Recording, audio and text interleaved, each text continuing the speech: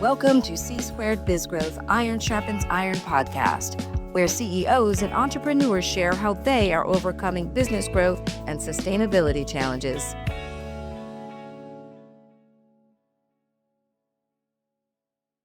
Dr. Mathew Knowles, we are honored that you're joining us today.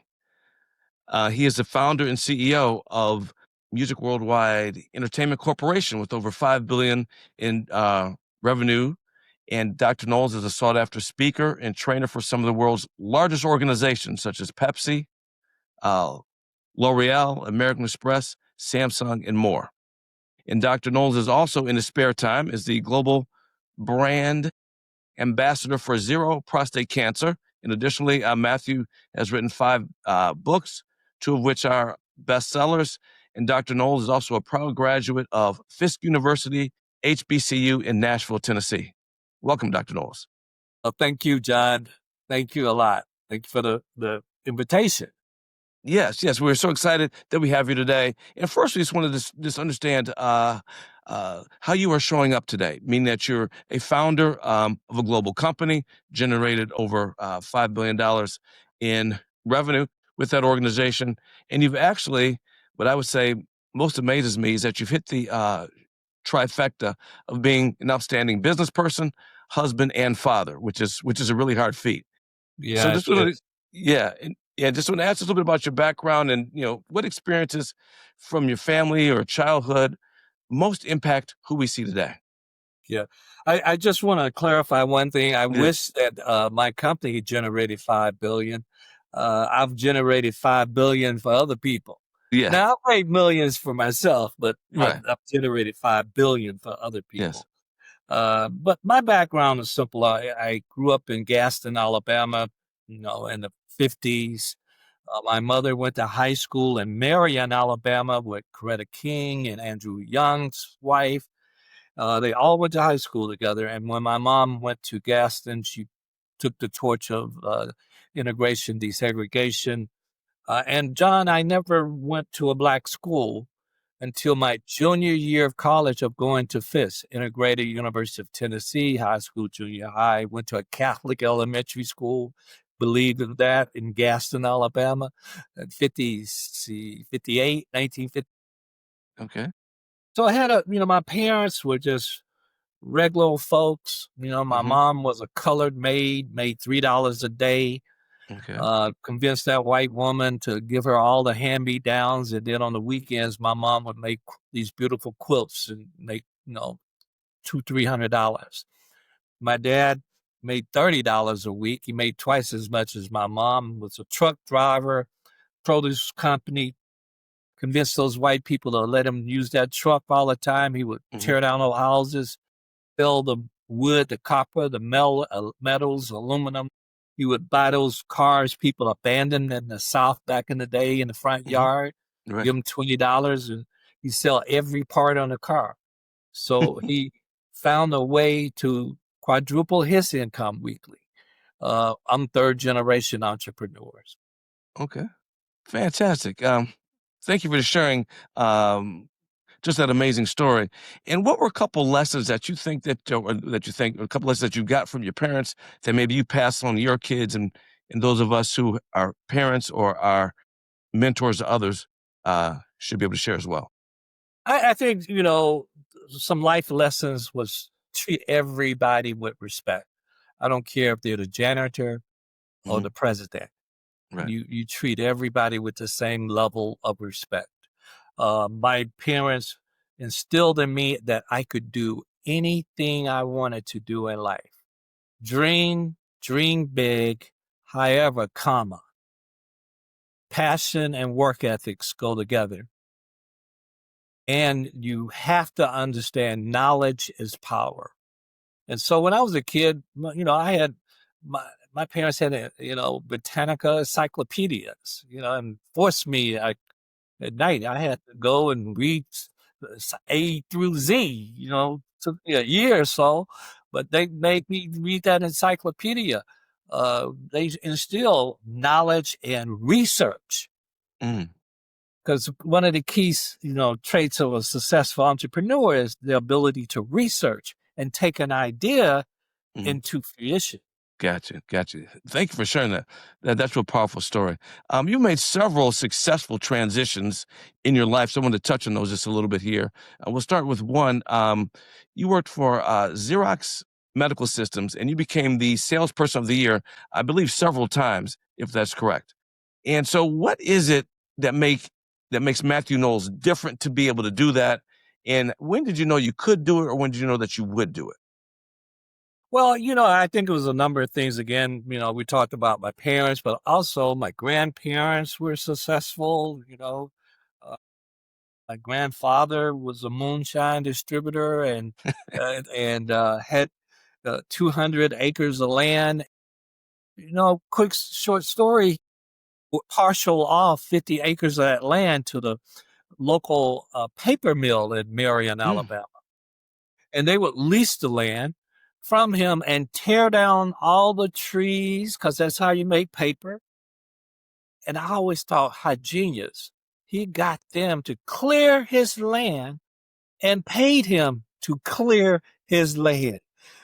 And so I was surrounded by folks like that there, that just were inspirational, and the talk to do ratio was mhm, high. The community engagement was high. My dad was a volunteer fireman because Black men back then and mhm, gas couldn't be firemen, so he volunteered in his time. So that's the kind of environment I grew up in, mhm, and that helped me to be at Xerox successful. I started as a trainee, spent a year in engineering and mhm, selling copiers, and then made a quantum leap, jump at the corporation to the medical division, which in the mhm, 80s, zero radiography was a leading modality for breast cancer, and mhm, was fortunate to be the number one sales rep in the world for a number of years. And then in 1988, the president of Xerox Medical went to a major company, Philips Medical, and I became mhm. the first Black to sell MRI and CT scanners in America. Right. Then went to Mhm. Johnson and Johnson and was a neurosurgical specialist. So Right. that's my background: technology, sales, marketing. Which is beautiful. And so when I looked at your background and your degrees, where did you get the medical knowledge from? Unless I missed it, I didn't see a formal, if you will, medical training. So how did you Oh, that's a acquire that great knowledge to question. jump from Xerox to the medical side? And maybe the medical sides were more expensive, maybe the commissions were bigger because it's more unique, bigger, more sophisticated machine. So you really had to understand the sophisticated technology behind it, the machine, and the medical solutions it would deliver for the customer, so you could articulate and sell them on that. So where'd you get the So medical knowledge? I was Yeah. thank you for that question. No one's asked that like you just did. So thank you for that. So I'm at my office. I used to work late and come in early. And a ticker tape machine, a lot of you are not old enough to know what that is, but the ticker tape machine was going off. And I said, I'm gonna be nosy and see what's coming up. And it had this grade level. I was like a grade level 4. This was a grade level 10. And I couldn't even pronounce the word, John. Zero radiography. I couldn't even pronounce it. And I've always been curious. My parents taught me to be curious. So I go into the branch manager, and I'm the top copier sales rep. So I had a little cred. And I went in and I said, Worth, I would love to interview for this position. And he laughed. He was like, son, you only been with the company for a year and a half. These folks in this division, they've been with the company for years. And I said, well, but I still like the opportunity. He said, it'd be great experience, Knowles. What he didn't know, John, I had a month to prepare. The Houston Public Library was 2 blocks away. Amen.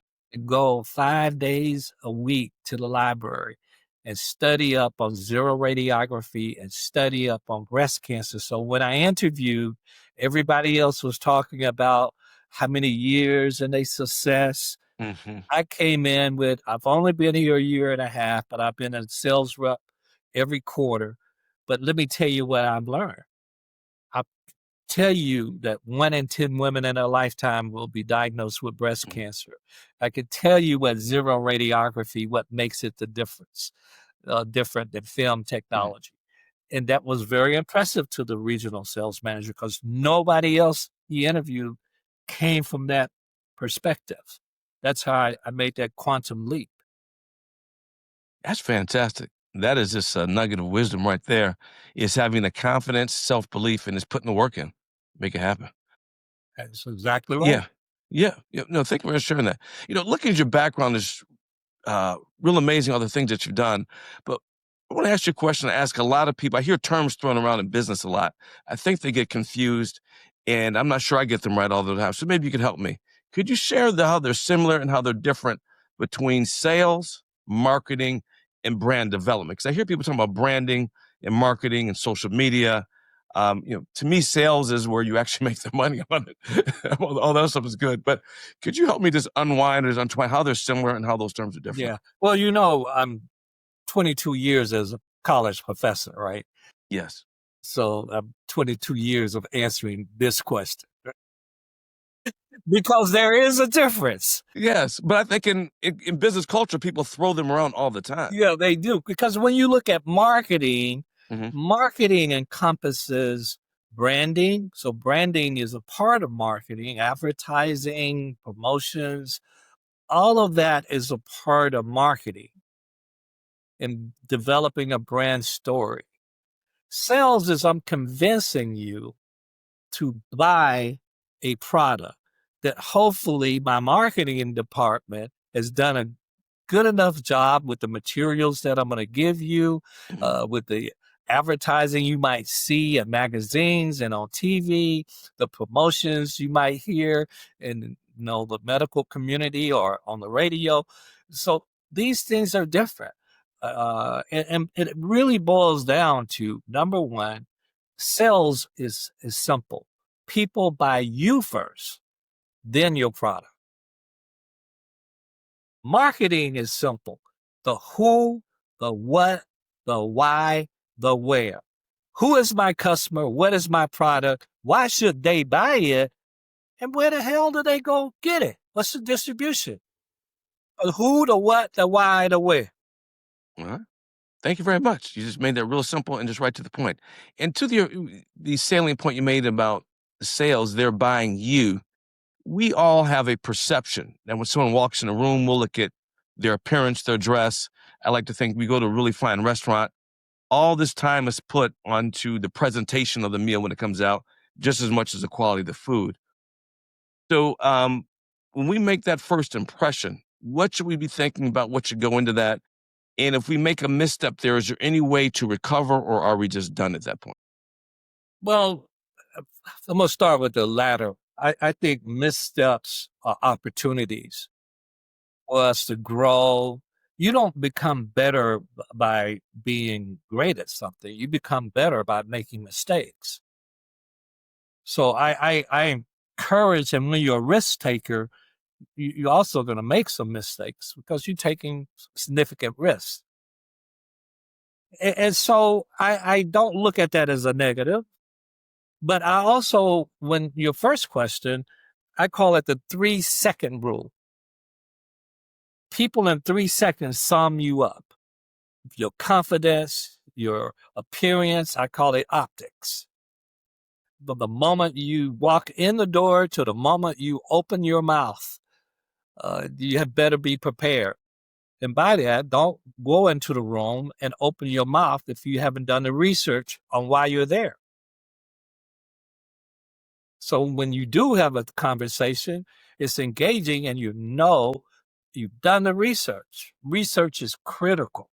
That's why I love teaching at HBCUs because that's an area that a lot of us aren't taught is research. Yes, yes. Thank you for sharing that. And do you believe that you talk a lot about leaders and leadership, rather, in sales? Do you believe salespersons can be made, or does someone just have the gift of the gab? And do you think everyone can be a leader, or does certain people just have what it takes to be a leader?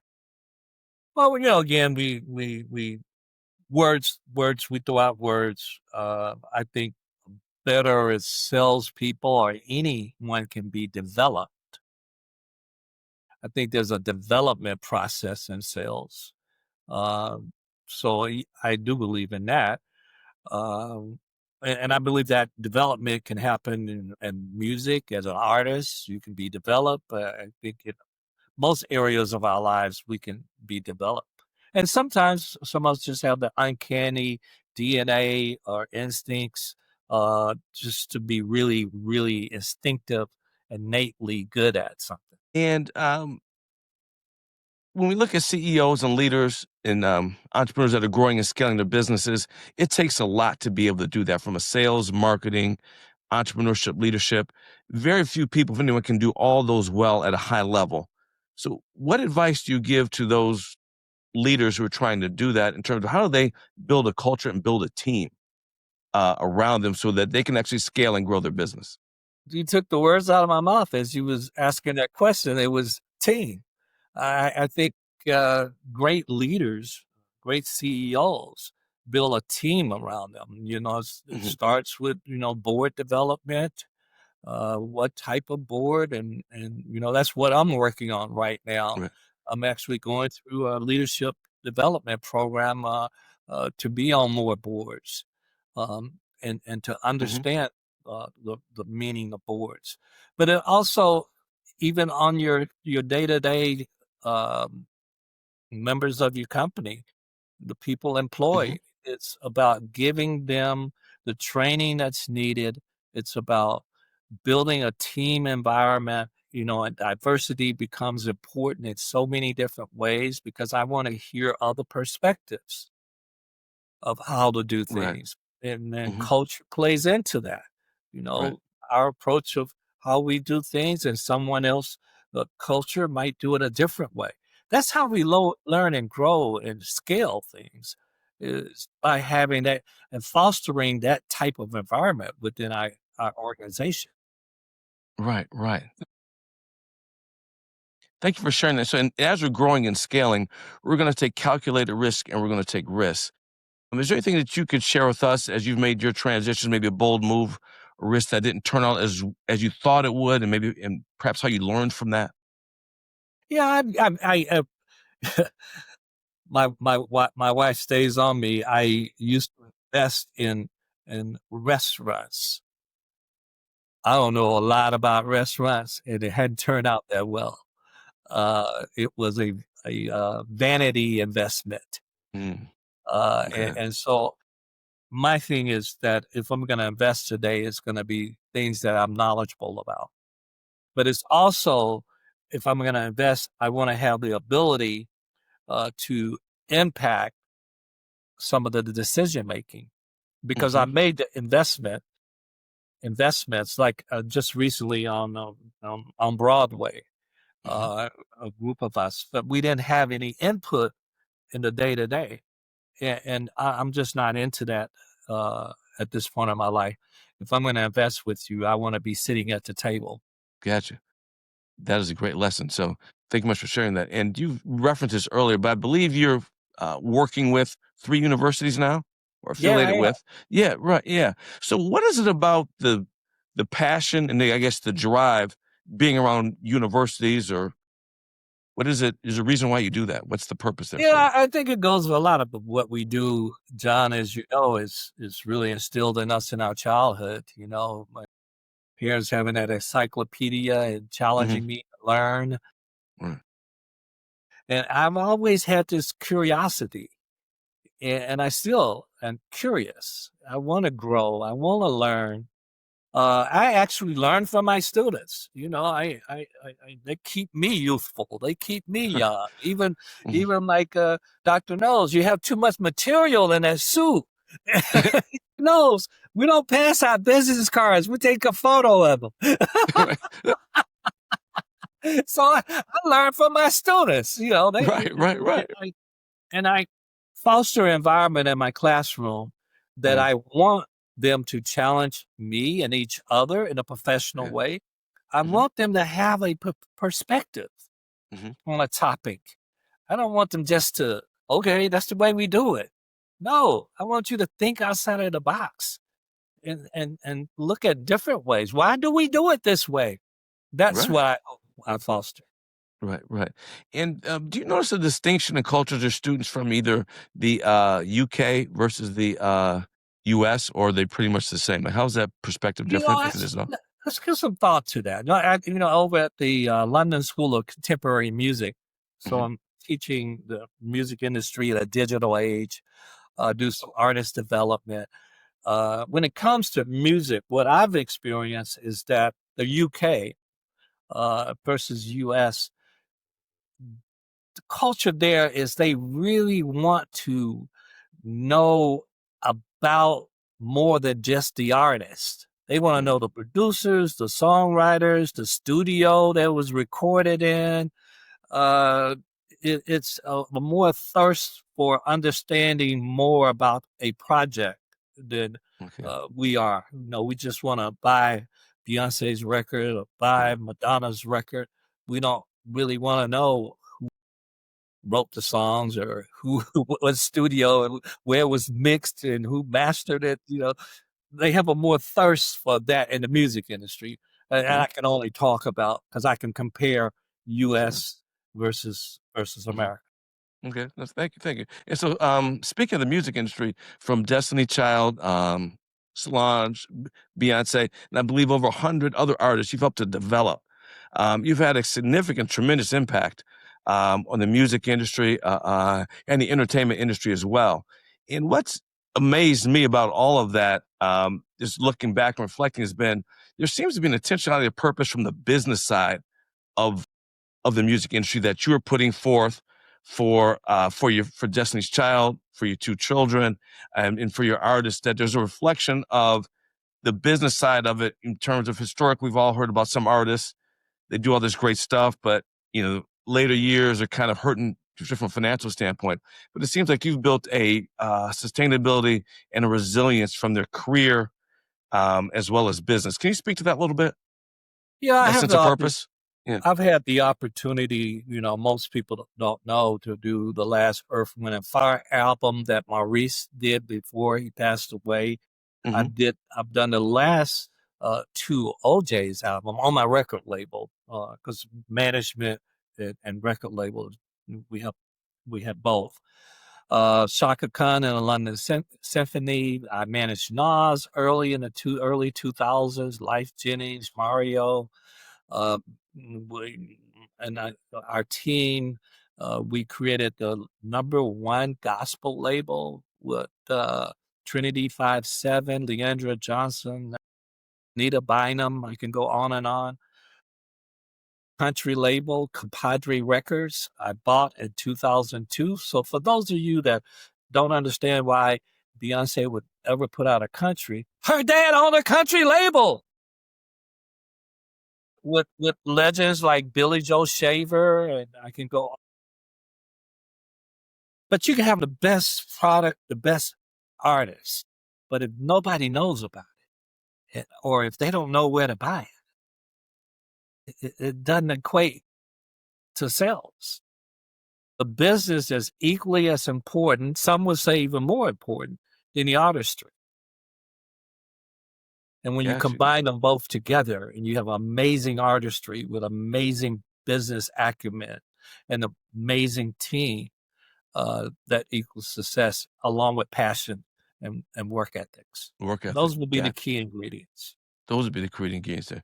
Got you. And so, from that entertainment standpoint, what is the impact of just from the digital standpoint, the streaming and the AI that it's really having on both the artist aspect of it, owning images and other things, and to just the business aspect?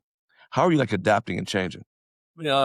First of all, change is good. The only people I know that don't like change are babies. They like change. Actually, are babies. They like their diapers changed. None of us really. Change is uncomfortable. But I Hmm. remember the 8-track and then the CD, and when I came into the industry, and then before that was a cassette. And when the CD came out, that was going to be the end of the industry. And then when the CD came out and streaming, that was going to be the end of it. And now AI, and now that's going to be the end of it. And each one of those, it actually grew the industry rather than made it smaller. It enlarged the knowledge, capabilities, technology, marketing, all of those areas. Technology does that. So I embrace technology. I'm actually right now, I just signed up. I'll start next week, 15 minutes a day for 5 days a week for 30 days, 15 minutes a day. I'll be taking an AI course because I want to learn more about AI. So looked around, signed up for this AI course. Knowledge is power.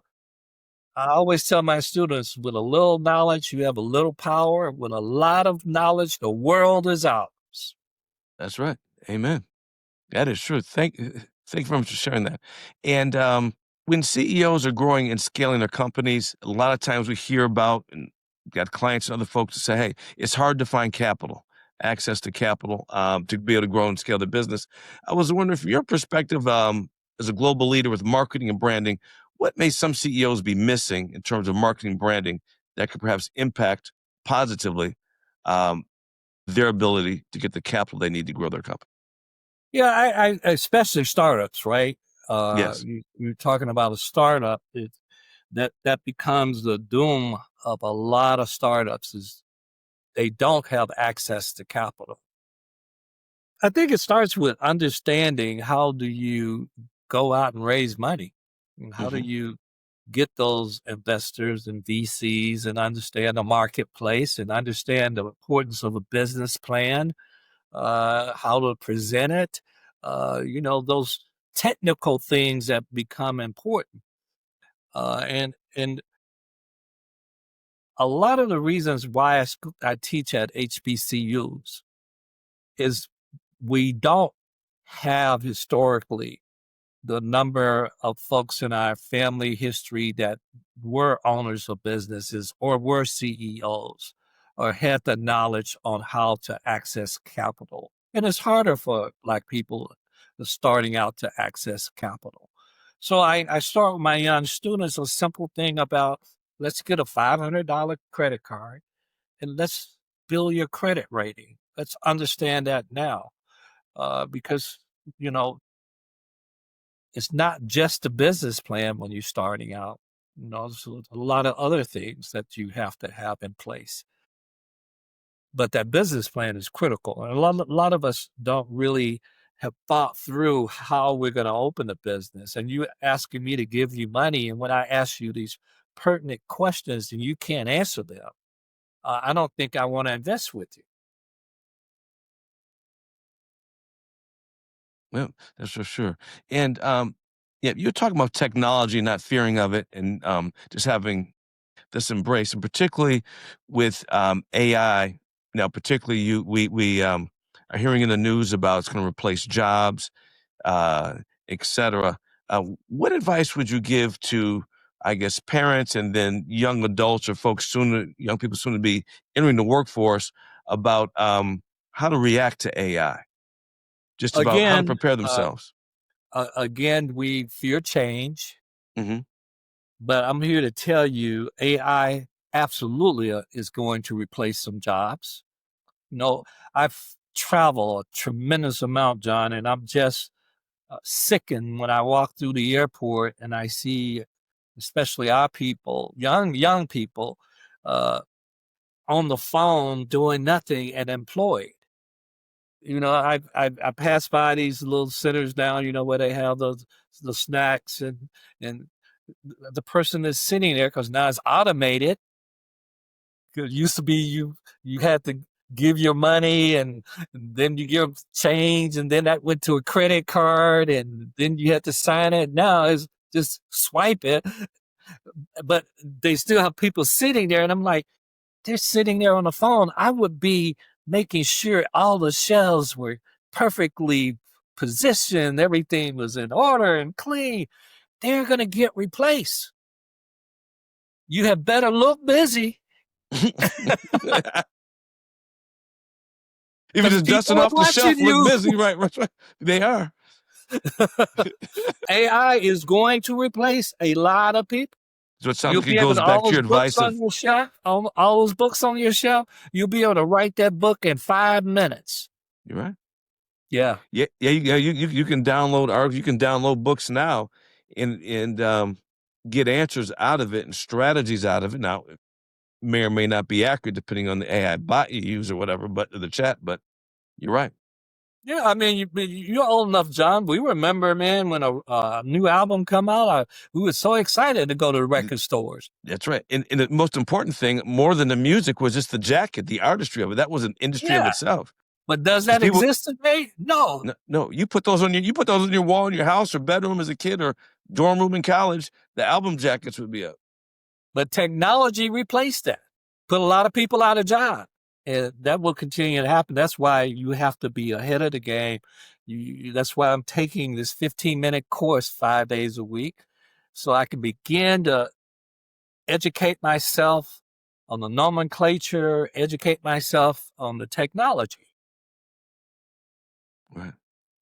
It's a different world now. You don't have the Dewey Decimal System going to the library. Think about that. We was Yeah, just talking about in high school, we had the, calculator, and we did all of that math, on the little ruler thing. I forgot what you call that thing, calculus and stuff. You don't need any of that stuff. The world will continue to do that.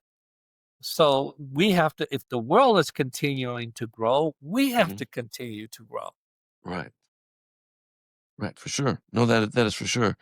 And wanted to ask you about your recent announcement as a breast cancer survivor, Dr. Knowles. And what is your call to action related to that? And what's your message to that related to all of us?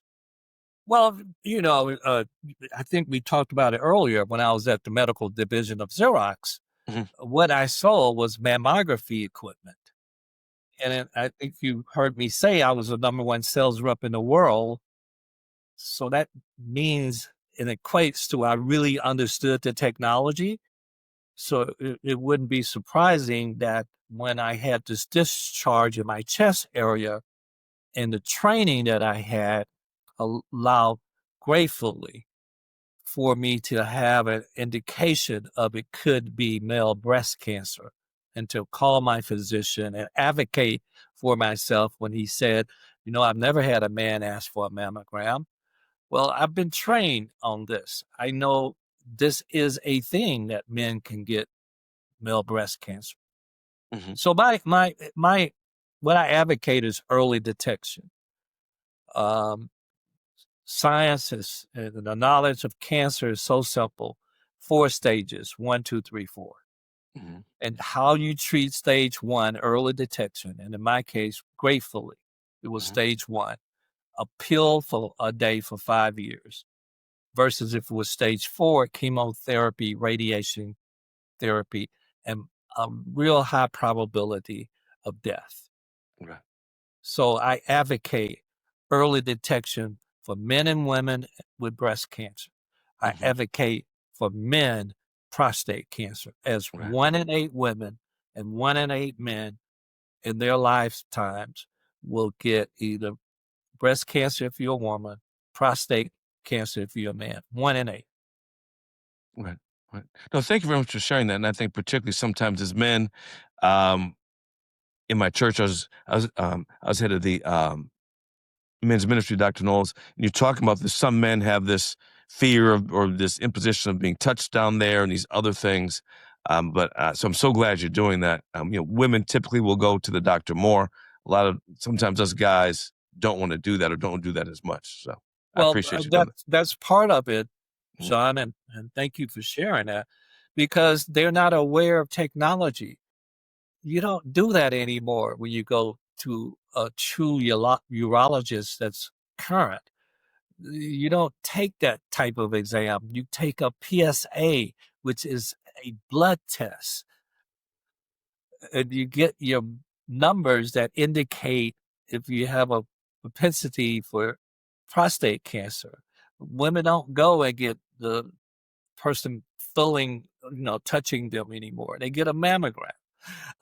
So some people just aren't knowledgeable that technology has changed in the way we do it.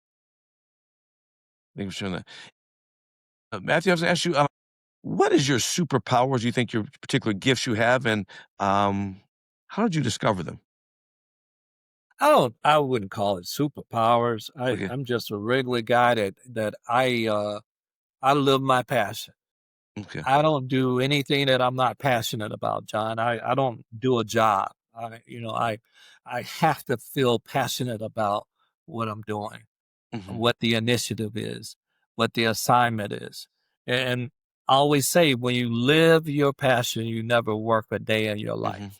Right. And so I've been blessed that all these years I never considered it as work. I consider some of it as fun, Hmm. the enjoyment of success, but what coexists with passion, work ethics. Right. They're like gloves. You find someone passionate, you find work ethics. I think for me, I never was afraid to think outside of the box. Okay. I challenge, why do we do it this way? Most people don't. They're box-in thinkers. They've been Hmm. conditioned to do it the same way and never ask, why do we do it? Right. I believe in building a strategic team and planning. And that old adage, failure to plan is planning to fail. And taking risks and being a leader Hmm. and all those things, to me, is why I wrote my first book, The DNA of Achievers, Right. 10 traits of highly successful professional. When you find these highly successful people, I guarantee you these 10 traits they do. Right. Thank you very much for being able to share that with us, Dr. Knowles. Another question I had for you is really two things. One was, what's next for you and your company? You talked about the AI training, but what's next for you from a passion or projects that you're working on that we maybe Well, hear about in the near right, future? yeah, thank you. Right now, I'm actually in a course for board development. Okay. For me, it's about getting on those boards and having the opportunity to get on those boards. My experience is a lot in marketing and sales, Hmm. manufacturing, distribution, and medical we've talked about, and music we've talked about. So I think that I can bring something to the table if I get an opportunity to sit at the table. Table. Uh, Yeah. and to get that opportunity, I'm getting prepared for that. And board readiness and Awareness. governance. Yes. Uh, So that's something I'm working on as we speak. The Okay. second thing is I do 25 to 28 this year speaking engagements, talking about entrepreneurship, talking about marketing and the things we've talked about, health Mhm. and wellness, Right. including mental health. Right. Uh, and so those three things is board readiness, uh, a motivational speaker, and a college professor. Yes. That is what's strategic, John, that in my elder years, I'm able to do those things that I don't have to work as hard and I get to use my bandwidth of experience and wisdom. Right. Right. Right. So, and I share, I take the opportunity. If you'd like to know more, go to MathewKnowles.com. Definitely. Oh, for sure. No. Thank you for doing that, because I think that platform not only comes with wisdom, then there's that discernment, I think, comes with wisdom as well, that gives us insight into the choices we should or should not make. And I think in all those three areas, a be it a corporation, you'd be on a board, the classroom, or the audience for the speakers, they would benefit from your wisdom, but also uh, that discernment that they can distill from what you're sharing. So thank you for sharing that. And John, I pride myself. What you see is what you get Mm, all the time. Being authentic, being vulnerable, um, you know, not perfect. I've learned from failures and mistakes and look at those as opportunities. hmm. And I think, that's what think somewhat makes me different is to Okay. share that and have that vulnerability and to understand that we now live in a world that's chaotic and rushed and having a sense of calm and peace. Yeah. Yeah, no, thanks for sharing. And Dr. Knowles, is there any last word that you would like to share with our audience, be the entrepreneurs or CEOs or leaders that are coming up that they want to grow and scale their company? Any last words you'd like to share with them, or just Well, a thought? again, it's about that team building. It's about uh, learning and growing. But I always, in everything I do, I share a moment I had years ago when Destiny's Child was in the heyday. And believe it or not, John, you remember when you can go straight at the airport to the gate without any security? Amen. You It's know just what, crazy to Dr. Knowles? think about, No, right? and I used to push that in my house. I could get to my house to the gate in like 45 minutes to an hour because I knew right in the parking structure where I was going to park on the deck. I knew right where I go down and right where I go into my 5 spaces. So if I hit that just right, I mean, no, it couldn't be a fender bender, but I could do it just right walking in. So I always tell this story. I was getting off the plane.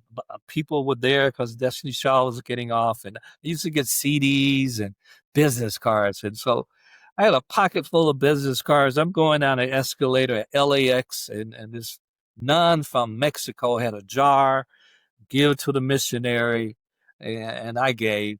Uh, and she gave me a business card. And I didn't read that business card for months, man. And I was at the car wash in Houston. So I'm gonna clear out some of these business cards. So I started looking at them and trashing this up. And on the back of this card, this is what I leave people with. It said, "Pray not for a life free from trouble. Pray for triumph over trouble." But Mm, what you and I call adversity, the universe, God, Allah, whatever name you use, for what you and I call adversity, God calls opportunity. And I look at life like that. When there's challenges or problems, I don't look at it as adversity. When I had cancer, I can tell you and look you in the eye, cancer was one of the best things ever happened to me. And you say, well, why? We say that it made me closer to my wife, mm, closer to nature, making a lifestyle change. mhm. I looked at the opportunity that existed. So that's what I live by. Right, Adversity is part of life, and I look at it as an opportunity for growth and change. And a lot of leaders, CEOs, I think, should look at that and run right, their organizations with not fear of adversity, but looking at it as an opportunity to scale. right. Thank you, Dr. Knowles. That was fantastic. Well, thank you for giving me this opportunity. It's been great. It's been great Yeah. just to have a conversation. I don't Yes, do interviews. I just have conversations. conversation. Also, thank our audience for joining us today on C2 Biz Growth Iron Sharpens Iron podcast. See you next time. MathewKnowles.com. Thank you for listening to the C2 Biz Growth Iron Sharpens Iron podcast. And check us out on social media, share, and subscribe.